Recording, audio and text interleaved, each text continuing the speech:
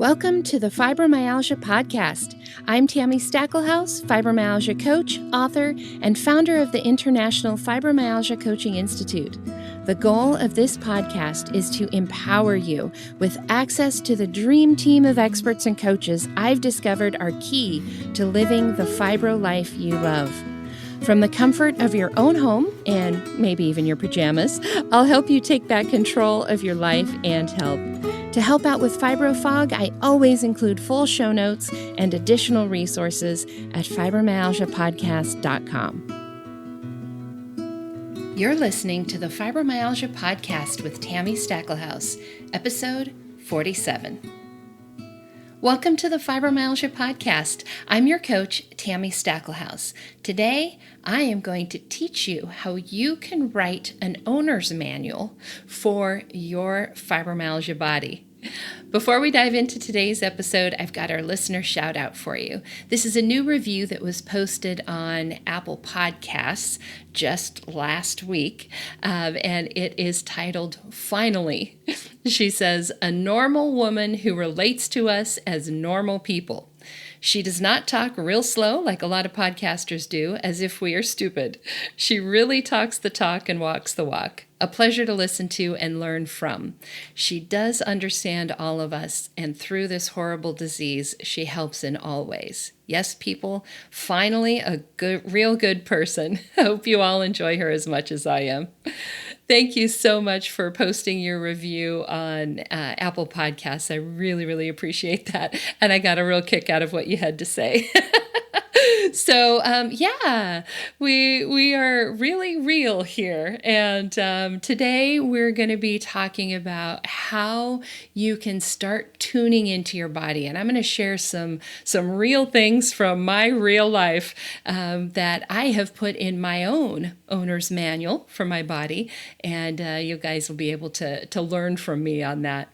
I also wanted to just remind you guys, this episode is coming out the first week of October, just about, and I really want to help you guys prepare ahead for some fun things that you can do for Halloween if you participate in that, and that is the Teal Pumpkin Project. This is a project that I absolutely adore.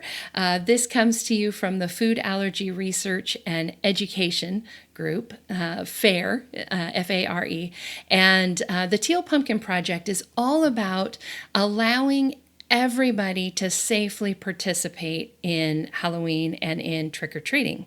Now, of course, there might be some of you listening that this doesn't apply to you, you don't participate in Halloween, that's totally fine.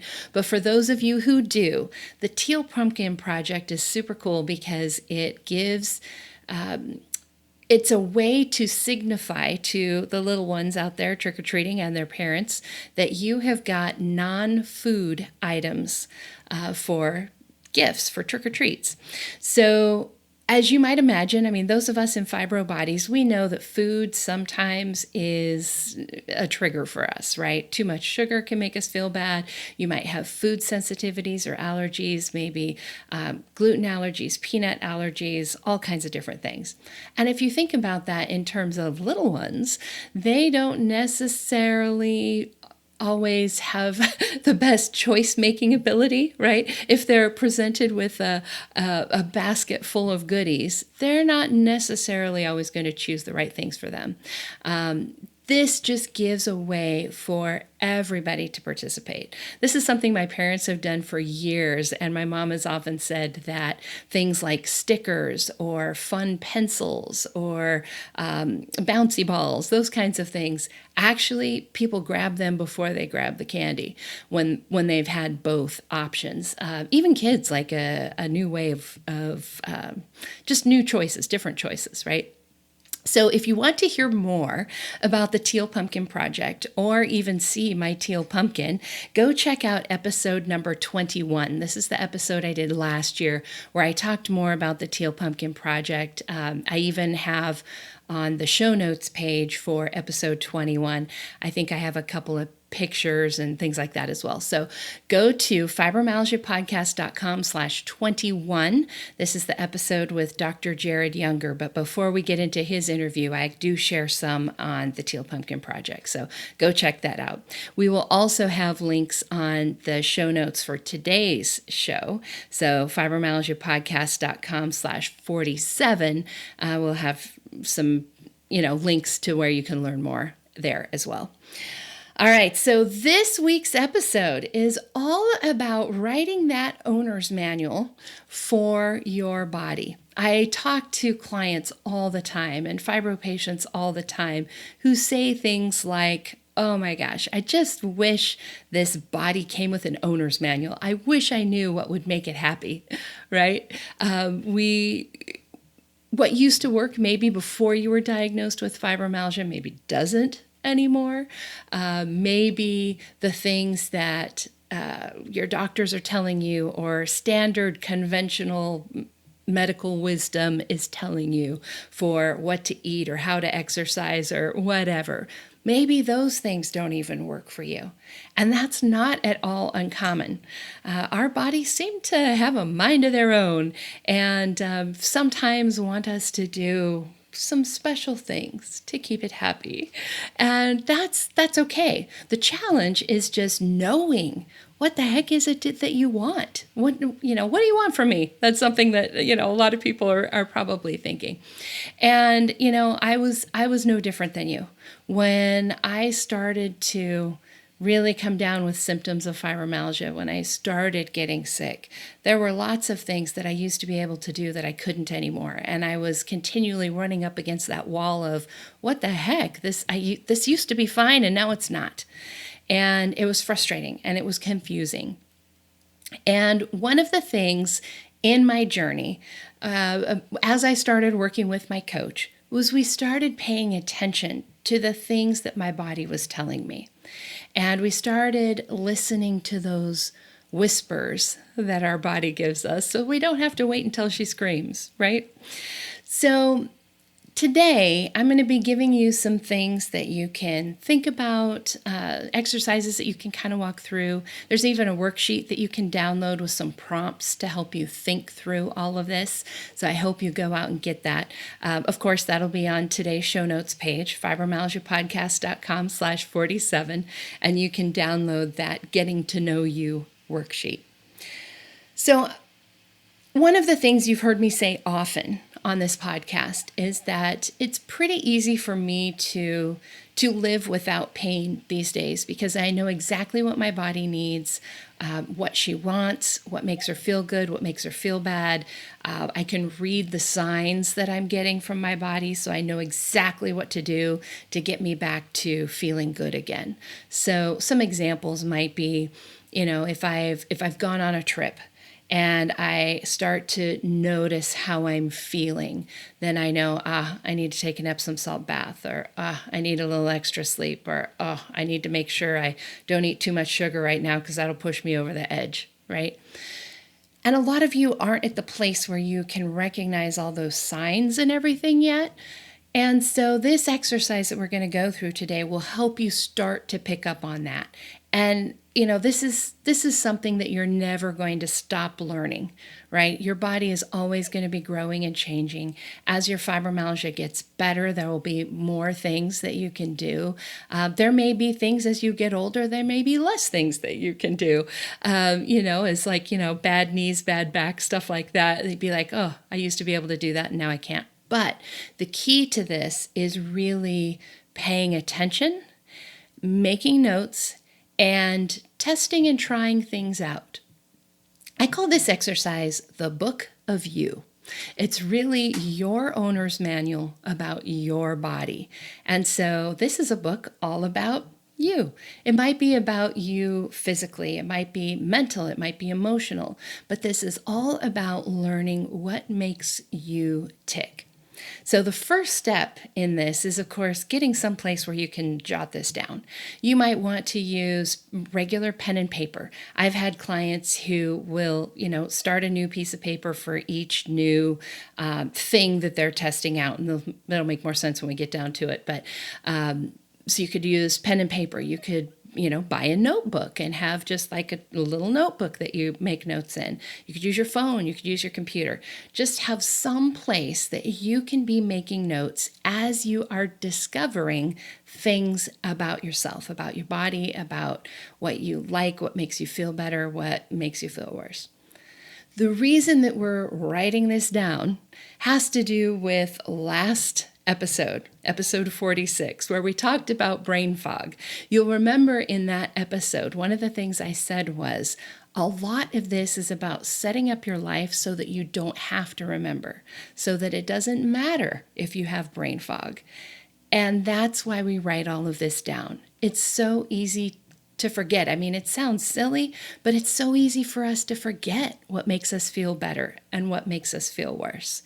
One of the examples I always use on this, because I think it illustrates this point so perfectly, I had a client go through this exercise I'm going to walk you guys through today. And when she sent me back her list of the things that she knew to be true about herself, there was one bullet item that was all in capital letters. Nothing else was, just this one line, all in capital letters.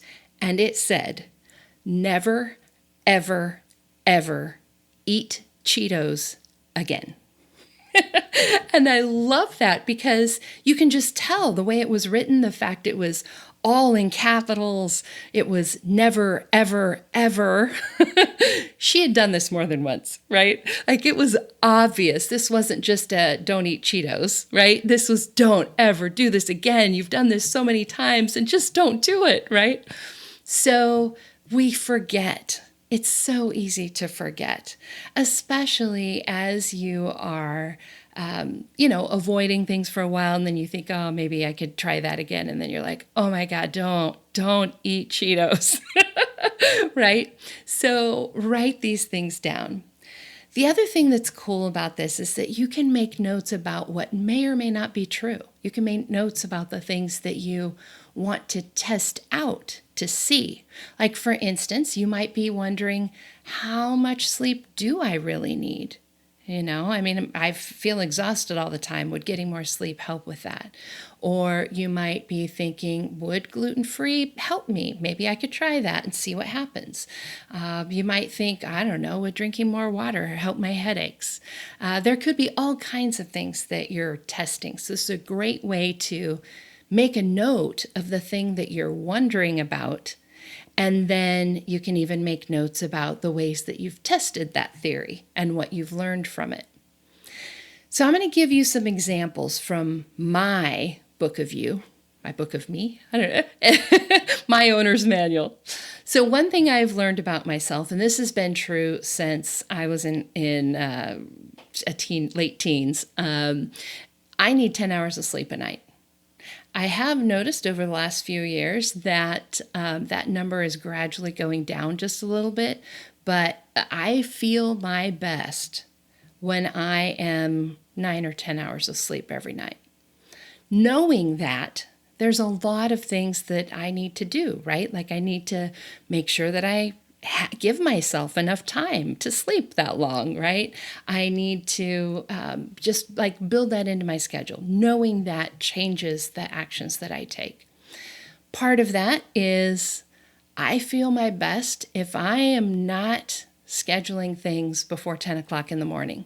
Part of that has to do with getting 10 hours of sleep at night, but also I'm just not a morning person. I am better when I am later in the evening. And so I make sure that I don't schedule anything before 10 o'clock in the morning.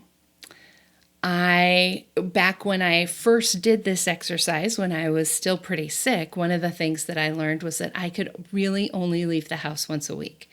And I just learned that if I stuck to that, then I could actually improve.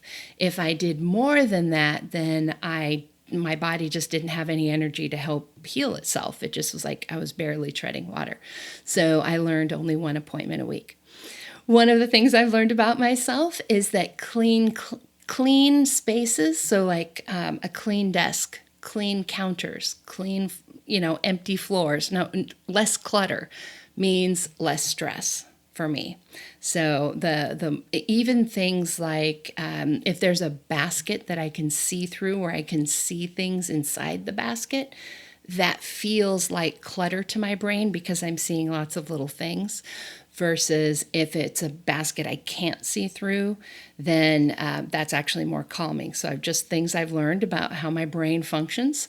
I learned that if the counters are kept clean, I'm more likely to cook, right? Because I don't have to expend that energy to clean the counters before I can cook, right? So it's just part of if I want to cook and eat at home and have healthier meals like that, then I need to keep the counters clean. One of the things that I wrote down was that when I was thinking about, what would my body like? I was just kind of asking my body, so what do you want? And she says, I would love a hot bath every night. And I thought, okay. I'm not sure how that's going to happen, but okay. So that was one of the things that I wrote down in my book of you on, something I want to test. So my body says she would like a hot bath every night.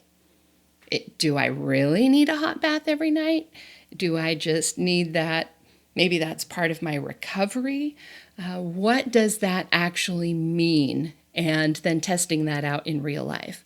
And one of the things that I've learned is those Epsom salt baths, that is magic recovery for me. If I, take a long trip, if I've pushed my body farther than she normally likes to go, an Epsom salt bath is one of the quickest ways for me to get back to my baseline normal. So that was one of the things I learned. So if something comes up for you as you're going through this exercise and you think like I did, where you're like, oh, yeah, sure, like that's going to happen, go ahead and write it down anyway. Like, maybe your body says, I don't know, I want a massage every week. And you're thinking, how the heck are we going to do that? Then that's okay. Just write it down, but write it down with a question and say, I don't know. We need to test this. We need to find out. Is this true? Is this not true? So think of the things that come up as things that might be true. Don't necessarily think of them as commitments if you're writing them down. You have to take a bath every night, or that when you write it down, that is what's true, right? Because this is still a test. These are experiments that you're running to see what helps you feel your best. As part of this, also think about early warning signs. So think about the things that you feel and that you notice about yourself as things are leading up to symptoms. So for example, maybe you start to get a little bit of a headache before you totally crash. Or maybe you start to notice that your shoulders are creeping up to your ears as you're getting stressed. Before you even recognize the stress, maybe you recognize, oh, I'm holding my shoulders tight, Some of my early warning signs that are a little bit odd. We're all different, right? So here's a couple of my weird ones. One thing is I will randomly sneeze if I need to eat, or if I'm going to need to eat. I don't know if it's a blood sugar thing. I honestly have no clue why this happens. I don't have allergies, so I normally don't sneeze. But if I sneeze, I'm like, oh, maybe I need to think about getting something to eat. Weird thing about my body. Another thing that I've noticed about me for brain fog is I will start to spell things funny. And I've mentioned this on a few podcast episodes, but I start to spell things the way that they sound. So I spell them phonetically. So if I was spelling the word phonetically, I would actually type it with an F instead of a PH when I'm starting to get more foggy. And that can be a clue for me when my spelling starts going down the tube. I need to take a break. My brain is getting foggy. I need to do what I need to do to get myself in place. Sometimes I will notice that I drag my feet more if I'm getting tired or I need to eat. And there's just a lot of little things like that we might notice. I start noticing tension in my neck before I start having a headache, things like that. So start making notes, and the earlier you can pick up on things, the earlier you can do what you need to do to get you back to normal. So for instance, just using headaches as an example, because a lot of us have headaches. If you can catch your headache before it turns into a full-blown migraine, then it's easier to treat and you recover faster. Same thing with a fibro flare, right? If you can catch things before they become a full-blown flare, then it's easier for you to get back to your baseline normal. So start paying attention to those early warning signs. And the cool thing about early warning signs is you can kind of keep backing them up earlier and earlier and earlier. So you might notice, oh, before I go into a full-blown flare, pain flare, I start feeling really tired. And then you might notice before I start feeling really tired, I have a little bit of a headache. And before I have a little bit of headache, maybe I feel some extra tension in my neck. And you can see how you just kind of back it up and back it up. And if you can catch when you have a little bit of tension in your neck, that's so far before you end up with a full-blown fibro pain flare-up that you can catch it. You can nip it in the bud. You can totally avoid that pain flare. But it takes being aware. It takes really, really knowing your body. And that's what today's episode is all about, is writing that owner's manual and getting to know your body through your very own book of you. So here's the things I want you to think through while you are doing this exercise. And I really encourage you to go out to today's show notes and grab that Getting to Know You worksheet, because it'll have a lot of these prompts on there and give you a space to just kind of brainstorm and think through these things. I also recommend, after you do this exercise on your own first, but then I recommend that you go and you ask people who know you well, because they might notice things about you that you don't notice about you. For instance, my husband on multiple occasions has said some very wise things to me. Like once he told me, he said, I think your headaches are worse than you think they are. Because I'm living in my own body, right? Like I'm dealing with this every single day. This is like normal to me. And he is noticing, you're more grouchy, or you sit in the car more and don't go into the store with me, or whatever it might be, So ask the people that you're around a lot, whether that's friends, family, coworkers, whatever. Ask them what they might notice about you as your early warning signs. All right, so here are the things I want you to think through. And I would encourage you, as you're listening to this, if you want to pause and go grab something to write with so you can, fill this out with me, jot these notes down as we're going through, that's fine. Listen, come back later, whatever. But I do encourage you to do this for yourself. So first, I like to just think through my senses, right? So think through your 5 senses of touch, sight, sound, taste, and smell. So in terms of touch, think about things like, are there certain fabrics and clothes that might set you off, right? Maybe scratchy wool sets off your pain sensations, your allodynia. Maybe I had a client who discovered that wearing skinny jeans made her legs hurt more, and that if she switched to wearing softer pants or leggings, yoga pants, things like that, that her legs didn't hurt as much. So think about touch. Think about sight. This is a big one. Fluorescent lights, flashing lights. The light that I use when I record these podcast episodes for the video is very light, right in my face. And if I'm under it too long, then it will actually give me a headache. And so I know I turn it on right before I start recording. I turn it off as soon as I'm done, and I'm good. But just being aware of sight, like what are the things that are triggering more fatigue, more brain fog, more pain for you through your eyes.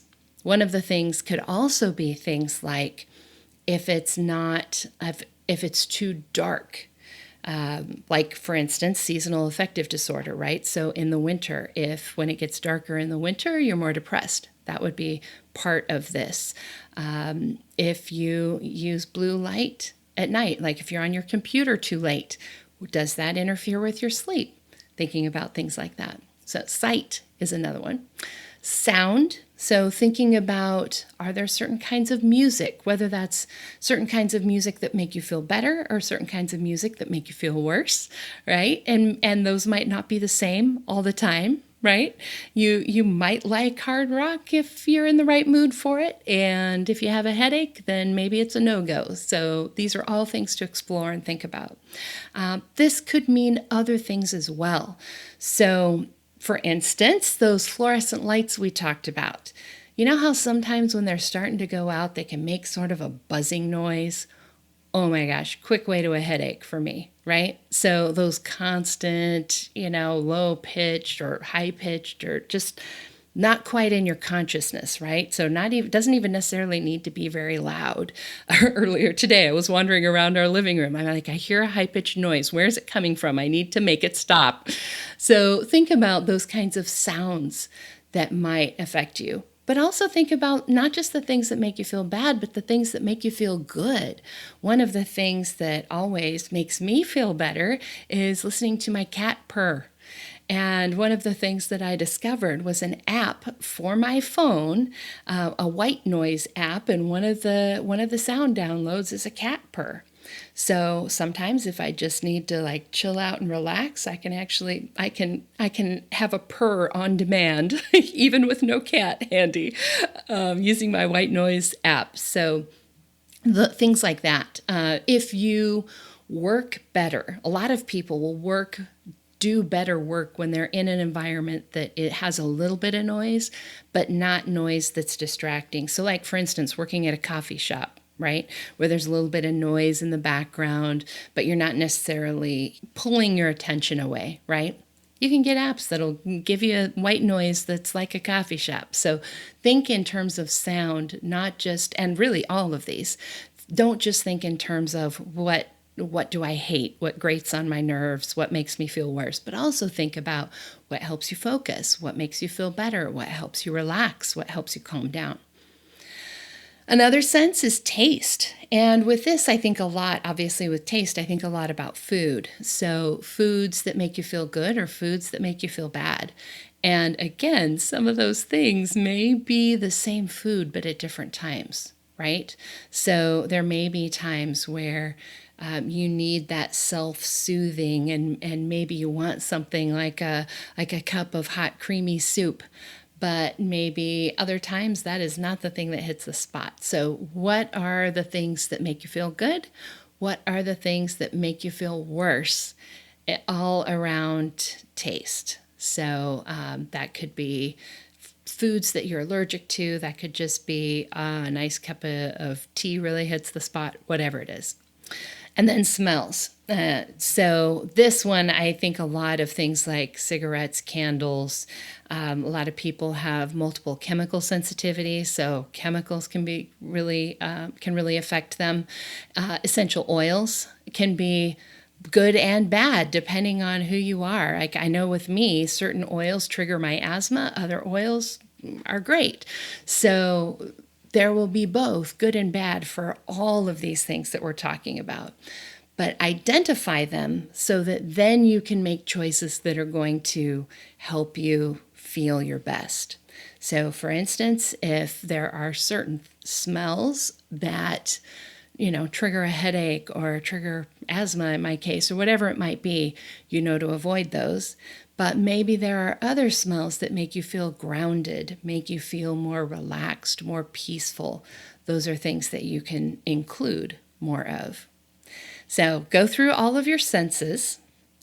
Then also think about people and places. So who are people that when you're around them, they really make you feel good and they make you feel good about yourself and they make you feel like everything's going to be okay? Who are the people that when you're around them, you feel more stressed out? Are there people that just suck the energy and the life right out of you? Are there people who are negative that when you walk away, you think, oh my gosh, life is worse than it was, So think about people. Think about people and places. So think about people and places with both of these. What can you handle in small amounts? This is also true for your senses, right? Like you might be able to handle a certain candle being on for a little bit of time, but you couldn't handle it burning all day, that kind of a thing. So what can you handle in certain amounts? There may be people in your life, they may be people who are related to you, that you can be around for a little while, but you know if you're around them too long, that it makes you crash faster. Once you know those things, then you can set boundaries around them, and you can make sure that you're doing what helps you feel your best, what works best for you. Think about things like travel, driving, chairs that you sit in, particular restaurants and environments. So, for instance, this could be part of the sounds that we talked about earlier. There may be certain restaurants that you can go to maybe meet a friend for a cup of coffee and be there for an hour and leave, but that is it. Or there may be places that maybe it's only like 20 minutes. There may be other places where you could go and you could hang out and you could, work for 2 hours and, be just fine based on how comfortable the chairs are, how noisy the environment is, how bright the lights are, all of that kind of stuff. So think about all of that. What are the things that are true about you that you often forget? Like the Cheetos we talked about earlier. What are the things that when you do it, you're like, oh my gosh, that's right. I hate this, right? For me, that's traffic. Because I work for myself, I get to set my own schedule. I work from home. I am very rarely out in traffic. And whenever I find myself in traffic, I think, oh my Lord, this is why I don't do this, right? Or getting up too early in the morning, right? Because I live on the West Coast, when I travel east, a lot of times the flights are really early in the morning, right? Because we're trying to get back east before it's too late in the day. But I don't do good those time of day. So anytime I have scheduled a flight that leaves at like even 8 in the morning. By the time you're at the airport 2 hours early, drive to the airport, get up, get stuff ready, and I'm getting up at 4 in the morning, I think, why am I doing this? This is horrible, right? So write down those things that you forget that, you know to be true, but you just don't always remember. And just write it down as one of your personal rules for yourself. Think about what you want to experiment on. So what are those things that either things that you want to improve? So it could be something like, it would be awesome if I, wasn't in as many flare-ups. And you might want to think about how you can experiment on not having as many flares. Or it could be something that you're just curious about, like when I felt my body saying, I would love a hot bath every night. And I'm like, let's see. I don't know about that. Let's do a little experiment. Think about what you want to experiment on, and do that with your book of you. Now, I'm giving you a lot of information here, a lot of things for you to go home and think about and write down, and a lot of this is very easy for you to do on your own. Nobody knows your body better than you do. Right? There is nobody that can answer these questions better than you can. But sometimes it can still feel overwhelming or confusing. Maybe you're getting mixed signals from your body, That's where it can be helpful to work with a coach. And we have a lot more questions we can ask you. We can help you figure out what's true, what's not true. We can help you with your experiments to figure out, what the answer is on some of these questions that you might have. If you want to explore all of this with someone, then I would recommend going to findafibrocoach.com. We've got lots of different coaches you can choose from, everyone from, brand new coach in training all the way up to VIP coaching with me. Just fill out an application and we can get you scheduled for a consultation. We can talk about what it would look like for you to get the answers to some of these things, to know exactly what your body needs to feel her best so that you can minimize all those flare-ups. You can have as much energy as possible, and you can have predictable energy so that you can do things like work or volunteer or take care of your kids or whatever it is for you. That is, I think, the number one thing about being able to create a life that you love to live with your fibromyalgia is having predictable energy and predictable, I don't want to say pain because we want to minimize that, but being predictable about the flare-ups that you might have so that you can actually make commitments and follow through on them. All right, so that's a lot of stuff I gave you today. There are a few things that, a few other episodes I want to mention to go and listen to if you're really struggling with this, if you're struggling with tuning back into your body. I think a lot of us with fibromyalgia, we sort of check out from the neck down because when we tune into that, there's all these pain, fatigue, other signals coming through, and we almost need to check out for our own sanity. So if you're trying to tune back into your body and it feels scary or it feels overwhelming, I'm going to give you a few other podcast episodes you can go listen to. And again, I would recommend also talking with a coach because we can walk you through this and hold your hand and help you in a way that makes all of this feel a lot safer. So some of the episodes to check out. Episode number 2, Your Body Isn't the Enemy. That is a great episode where I just kind of lay the foundation for how about thinking about your body differently. It's not you against your body. It's you and your body against the pain flare-ups, against the fatigue. You and your body are on the same side. So go check out that episode, fibromyalgiapodcast.com/2. Again, we'll have that link in today's show notes. Another one to check out is The Fine Art of Self-Care. This is episode number 9. And I talk a lot about why it's so important to take care of yourself because you can't take care of anybody else until you take care of yourself. So, I recommend checking out that episode 9, and then episode 29 with my friend Janet Farnsworth. We talk about loving your fibromyalgia body. She shares her story and shares about her book, Love Your Body. And we talk about how to get you and your body back on the same side again. And she even gives some examples of ways that you can tune back in. Again, we'll have links to all of these in today's show notes. So just go to fibromyalgiapodcast.com/47 and we'll have that out there for you. That's also where you will be able to get that worksheet full of prompts that I talk about. If you want to go through this exercise with a worksheet, if that just helps organize your brain a little bit, then go to today's show notes and you can download that Getting to Know You worksheet. All right, you guys, that is it for today's episode. Stay tuned. In a couple episodes, we're going to have our 50th episode, which is our next Ask the Coach.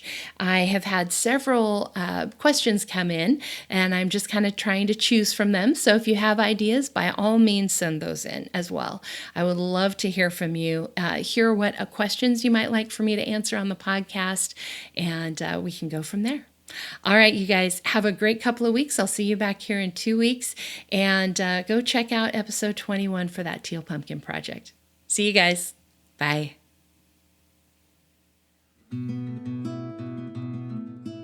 And that wraps up another episode of the Fibromyalgia Podcast. If you're ready to see if working with a fibromyalgia coach can help you feel better faster, visit fibromyalgiapodcast.com where you can schedule a complimentary consultation to explore your options. During this call, we'll discuss your fibromyalgia journey, what your needs and challenges are, and give you recommendations on how to reach your goals the quickest way possible. Thank you for tuning in today, and join us next time as we explore more ways to help you take back control of your life and health. My music and sound editing were done by Daniel Munkus at Subtle Soup Records. Podcast management and creative copy by Sonia Louise of Performance Podcasting.